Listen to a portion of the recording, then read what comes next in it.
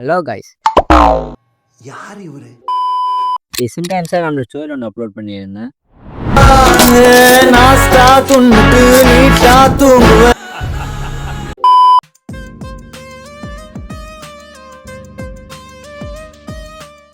இந்த ஸ்டோரிக்குள்ள டுட்டோரியல் போடலாம்னு கேட்டிருந்து நிறைய பேர் போடலாம்னு சொல்லியிருந்தீங்க.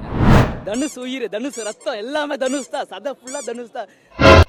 இந்த video quick and simple edit பண்ணுறதுக்கு நான் அலைட் மாசன் தான் யூஸ் பண்ணேன். அலைட் மாசன் ஆப் யூஸ் பண்ணுறதுக்கு முன்னாடி பிக்கை நம்ம ரெண்டாக கட் பண்ணிக்கலாம். அதை எங்களை பிரிச்சு விட்டு தான் கேட்பியா? ஸ்டோரி வந்து பிக்சர் அப்ளிகேஷன் இன்ஸ்டால் பண்ணிக்கோங்க. இன்ஸ்டால் பண்ணிவிட்டு ரிமூவ் பட்டன் கொடுத்து பிக்சரை ரெண்டாக ஸ்பிளிட் பண்ணிக்கோங்க. அப்படி 1 2 அந்த மாதிரி. அலைட் மாசன் ஆப் ஓப்பன் பண்ணிவிட்டு கீழே ப்ராஜெக்ட் இருக்கும். ப்ராஜெக்ட் ஓப்பன் பண்ணிக்கோங்க. ப்ராஜெக்ட் ஓப்பன் பண்ணி 4.5 ரேஷியோவில் கிளிக் பண்ணிக்கோங்க. கிளிக் பண்ணிவிட்டு ரிமூவ் பண்ண 2 பிக்கையும் நீங்கள் இம்போர்ட் பண்ணிக்கோங்க. இம்போர்ட் பண்ணிவிட்டு ஃபஸ்ட் லேயரை வந்து -8 கொண்டு போய்க்கோங்க. இசட் டைரெக்ஷனில் -8 கொண்டு போய்க்கோங்க.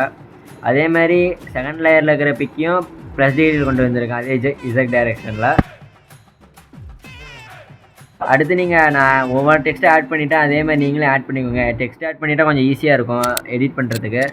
ஸோ நான் அந்த மாதிரி ஒவ்வொரு லிரிக்ஸ் சாங்க்கு ஏற்ற மாதிரி கீ ஃப்ரேம் ஆட் பண்ணி நான் ஒவ்வொன்றும் ஆட் பண்ணிக்கிட்டேன்.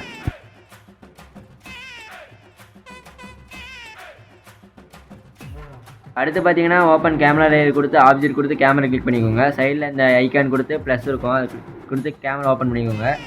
கேமரா ஓப்பன் பண்ண வாட்டி இந்த பக்கம் இருக்குது XY டைரெக்ஷன், இந்த பக்கம் இசட் டைரெக்ஷன். XY டைரெக்ஷன்லாம் ஹரிசாண்டல் மூவ் ஆகும், இசட் டைரெக்ஷனில் வெர்டிக்கலில் மூவ் ஆகும். நான் ஒவ்வொரு ரிலீக்ஸ் ஆட் பண்ணியிருக்கிற மாதிரி அந்த ஸ்ட்ரெயிட்டிங்கில் நான் கேமரா மட்டும் மூவ் பண்ணுறேன். நீங்கள் இப்போ கேமரா பொசிஷன் எந்த மாதிரி யூஸ் பண்ணுறீங்களோ அதே வீடியோ எப்படி எடுக்கிறீங்களோ அதே மாதிரி கேமரா யூஸ் பண்ணிக்கோங்க.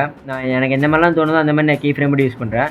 இப்போ கீ ஃப்ரேம்னா என்னென்னா ஒரு பிக்சரை ஒரு இடத்துல இன்னொரு இடத்துக்கு மூவ் பண்ணுறதுக்கு கீ ஃப்ரேம் தேவைப்படும். ஸோ அதனால் கீ ஃப்ரேம் யூஸ் பண்ணிக்கிட்டேன். கீ ஃப்ரேம் யூஸ் பண்ணும்போது இன்னும் கொஞ்சம் ஈஸியாக இருக்கும். ஒவ்வொரு இடத்துலையும் கீ ஃப்ரேம் யூஸ் பண்ணி உங்களுக்கு எந்த மாதிரி டெக்ஸ்ட்லாம் வேணுமோ அந்த மாதிரி ஆட் பண்ணிகிட்டே வாங்க. கடைசியாக சிம்பிளாக ஒரு அவுட்புட் கிடைக்கும். இவர் யாரு? எடிட்டரா? இல்ல, இந்த எபிசோடுக்கு டைரக்டர். என்ன சார் டைரக்டருங்கிறீங்க? கொலகலன்னு பேசுறாரு. யார பிரதர் கொலை பண்ண போறீங்க?